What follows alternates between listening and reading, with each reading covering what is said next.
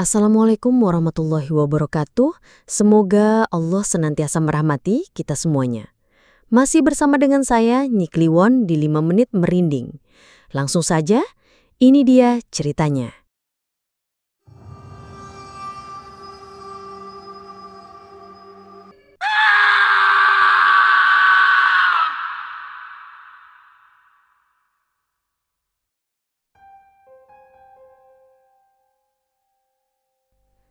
Ombak bergulung-gulung menghantam karang, suaranya bak lolongan panjang di tengah kepekatan malam. Di atas sebuah batu pipih yang dingin, Wira menatap lautan selatan dengan mata yang nanar dan hati yang bergemuruh. Lebih riuh dari badai sekalipun. Asap kemenyan dari sesaji di hadapannya menari-nari, membawa sebongkah harapan terakhir seorang nelayan yang nyaris menyerah pada nasib. Angin malam yang asin tiba-tiba membawa aroma bunga melati yang aneh, dan dari riak ombak yang paling gelap, sesosok bayangan seolah tersenyum ke arahnya. Malam itu, di pantai Parangtritis, sebuah janji tanpa suara terucap, sebuah perjanjian yang akan mengubah hidup sekaligus menuntut bayaran yang tak ternilai. Di sebuah perkampungan nelayan yang padat di pesisir Cilacap, di mana bau ikan asin dan garam telah meresap hingga ke tulang, hiduplah seorang pria bernama Wira. Usianya baru menginjak kepala 4, namun garis-garis di wajahnya telah menceritakan kisah perjuangan yang jauh lebih tua. Setiap fajar menyingsing, ia mendorong perahu kayunya yang mulai rapuh ke tengah lautan, melemparkan jala dengan sisa-sisa tenaga dan harapan. Namun, laut seolah sedang memunggunginya. Berjam-jam ia menunggu, menarik jalannya kembali dengan otot lengan yang menegang hanya untuk menemukan kekosongan yang sama. Di rumah, suasana semakin hari semakin dingin. Bu Lastri, istrinya, tak lagi mampu menyembunyikan kekecewaannya. Nasi yang tersaji di meja seringkali hanya berlauk sejumput garam dan sambal terasi. "Pak, sampai kapan kita begini?" ujarnya suatu sore. Suaranya serak menahan tangis. Dua anak mereka, Bayu dan Lestari, hanya bisa menunduk, pura-pura tak mendengar pertengkaran yang sudah menjadi santapan sehari-hari. "Aku sudah berusaha, Lastri. Laut sedang tidak bersahabat," balas Wira dengan nada frustasi. "Bukan laut yang tidak bersahabat, Pak, tapi nasib kita," sahut Bu Lastri tajam. "Lihat itu Pak Karto, perahunya lebih kecil dari milikmu, tapi setiap hari bisa membawa pulang ikan kakap. Kita, ikan teri pun enggan menyangkut di jala kita." Ucapan itu seperti belati yang menusuk harga diri Wira. Malam itu, dalam kesendiriannya di beranda bambu yang reot, ditemani secangkir kopi pahit dan kepulan asap rokok kretek, sebuah pikiran nekat mulai merayap di benaknya. Ia teringat cerita-cerita lama dari para tetua, tentang kekuatan gaib yang menguasai lautan selatan, tentang perjanjian yang bisa mendatangkan kekayaan bagi mereka yang berani. Tiba-tiba, keputusasaan memberinya keberanian yang buta. Dengan tekad yang bulat, ia memutuskan untuk menantang takdir, pergi ke tempat yang selama ini hanya berani ia sebut dalam bisikan, Parangtritis. Perjalanan Wira ke Parangtritis terasa seperti perjalanan menuju dunia lain. Ia meninggalkan Cilacap dengan sisa uang di kantongnya, menumpang truk sayur yang membawanya melintasi jalur selatan yang berkelok. Setibanya di sana, ia segera mencari seorang juru kunci yang namanya sering disebut-sebut dalam cerita-cerita mistis. Dengan arahan yang samar, ia akhirnya bertemu dengan Baharjo, seorang lelaki tua dengan tatapan mata yang seolah mampu menembus jiwa. Setelah mendengar maksud kedatangan Wira, Baharjo hanya menghela napas panjang. "Jalan yang kau pilih ini berat, Nak. Sekali melangkah, tak ada jalan untuk kembali," pesannya dengan suara berat. Namun Wira sudah dibutakan oleh kemiskinan. Di bawah bimbingan Baharjo, ia menyiapkan segala sesaji yang diperlukan. Selembar kain sutra berwarna hijau kelam, kepala kambing kendit yang hitam legam, dan 7 rupa bunga yang menebarkan wangi yang memabukkan. Tepat pada malam bulan Suro, saat batas antara dunia nyata dan goib diyakini menipis, ritual pun dimulai. Wira berjalan ke bibir pantai. Ombak dingin membasahi kakinya seolah menyambut kedatangannya. Satu persatu sesaji itu ia lemparkan ke tengah lautan yang bergelora. Tiba-tiba, Angin bertiup kencang membawa suara gemuruh dari kedalaman samudra. Sesuai petunjuk, Wira duduk bersila di atas batu karang, memejamkan mata dan mulai merapalkan mantra, memanggil nama sang penguasa laut, yaitu Gusti Kanjeng Ratu Kidul. Hamba memohon belas kasihanmu. Ia bersemedi semalaman suntuk, tubuhnya kaku terpa angin laut, di ambang batas antara sadar dan tidak sadar, ia merasakan kehadiran seseorang. Tiba-tiba, ia bermimpi. Seorang wanita dengan paras ayu tak terperi, mengenakan busana hijau berkilauan dan selendang yang melambai-lambai, berjalan di atas air menghampirinya. Wanita itu tersenyum, senyum yang indah namun menyimpan misteri yang dalam. Tangannya yang dingin dan lembut menggenggam tangan Wira yang kasar. Laut akan memberimu rejeki yang kau dambakan. Tapi ingat, jiwamu kini adalah milikku.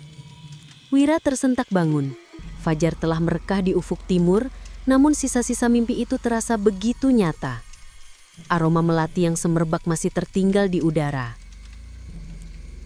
Kepulangan Wira ke Cilacap menandai sebuah babak baru yang tak pernah terbayangkan. Keesokan harinya, ia melaut seperti biasa. Namun kali ini, ada yang berbeda. Saat ia menarik jalannya, ia merasakan beban yang luar biasa berat. Dengan susah payah, ia mengangkatnya ke atas perahu dan matanya terbelalak. Jalannya penuh dengan ikan-ikan besar dan mahal. Tongkol, bawal, hingga kerapu berukuran jumbo menggelepar-gelepar memenuhi perahunya. Sejak hari itu, keajaiban seolah tak pernah berhenti. Setiap kali Wira melaut, ia selalu pulang dengan hasil tangkapan yang melimpah ruah, jauh melebihi nelayan-nelayan lain. Dalam hitungan bulan, nasib keluarganya berubah drastis. Gubuk reyot mereka berganti menjadi rumah tembok yang megah. Bulastri kini bisa membeli perhiasan dan pakaian bagus, sementara Bayu dan Lestari bisa melanjutkan sekolah ke jenjang yang lebih tinggi tanpa perlu khawatir soal biaya. Namun, di tengah kemewahan itu, Bulastri merasakan sebuah kejanggalan yang menusuk. Wira, suaminya, telah berubah. Ia menjadi lebih pendiam, sering melamun menatap lautan dengan pandangan kosong. Dan yang paling aneh, setiap malam Jumat Kliwon dan sepanjang bulan Suro, ia akan menghilang tanpa pamit. "Bapak mau kemana malam-malam begini?" tanya Bulastri suatu malam, mencoba menahan suaminya yang berjalan keluar rumah dengan tatapan mata yang aneh seolah kerasukan. Wira menoleh, namun tatapannya terasa asing. "Aku harus pergi. Ini adalah malamku bersama Ratu Laut," jawabnya dengan suara datar yang membuat bulu kuduk Bulastri merinding. Pertengkaran pun tak terhindarkan. "Ratu Laut mana yang Bapak maksud? Jangan mengada-ada, Pak. Aku ini istrimu. Kenapa kau lebih memilih pergi ke laut di malam buta daripada bersamaku?" cecar Bulastri dengan amarah dan ketakutan yang meluap. Wira hanya diam, lalu dengan gerakan cepat ia menepis tangan istrinya dan terus berjalan menembus kegelapan menuju pantai, meninggalkan Bulastri yang menangis dalam kebingungan dan ketakutan yang semakin menjadi. Kemakmuran yang mereka nikmati kini terasa seperti kutukan yang dibungkus dengan emas. Hahaha. Tahun-tahun berlalu, dan kekayaan Wira semakin tak terbendung. Ia kini memiliki beberapa perahu dan memperkerjakan banyak nelayan. Namun, keanehan pada dirinya semakin menjadi-jadi. Orang-orang di kampung mulai berbisik-bisik, mengaitkan keberuntungan Wira yang tak wajar dengan ritual pesugihan. Bayu, anak sulungnya yang kini telah dewasa, mulai merasakan ada yang tidak beres dengan ayahnya. Ia sering melihat ayahnya berdiri di tepi pantai pada tengah malam, berbicara sendiri seolah sedang berbincang dengan seseorang yang tak kasat mata. Suatu malam, didorong rasa penasaran dan khawatir, Bayu diam-diam mengikuti ayahnya. Ia melihat Wira berjalan menuju sebuah bagian pantai yang sepi dan terpencil. Dari kejauhan, di bawah cahaya bulan purnama, Bayu menyaksikan sebuah pemandangan yang membuatnya nyaris berhenti bernafas. Ayahnya berdiri di bibir ombak, dan tiba-tiba dari dalam gulungan ombak yang tinggi muncul sesosok bayangan wanita berselendang hijau. Bayangan itu mendekati Wira, dan mereka terlihat seperti sedang menari-nari di atas air. Pemandangan itu begitu surreal dan menakutkan. Jantung Bayu berdebar kencang. Ia segera berlari pulang dengan tubuh gemetar hebat. Keesokan harinya, ia memberanikan diri untuk bertanya.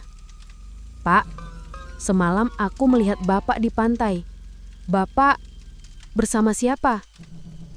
Wajah Wira yang sedang menyeruput kopi tiba-tiba mengeras. Ia meletakkan cangkirnya dengan kasar. "Jangan pernah kau mengikutiku lagi. Ini bukan urusanmu," bentaknya dengan amarah yang tak pernah Bayu lihat.